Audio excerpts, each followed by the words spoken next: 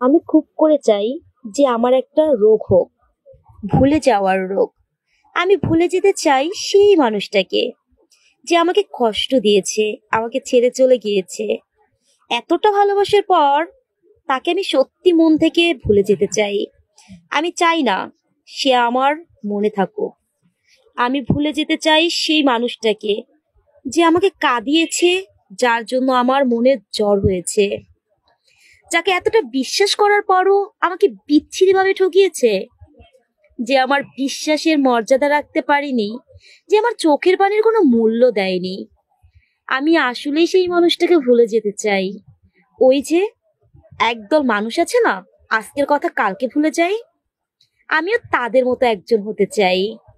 আমি ভুলে যেতে চাই সেই মানুষটাকে যে আমার সাথে ভালোবাসার অভিনয় করেছে, আমার মন নিয়ে খেলেছে। আমি চাই সেই মানুষটাকে ভুলে গিয়ে আবারও ভালো থাকতে।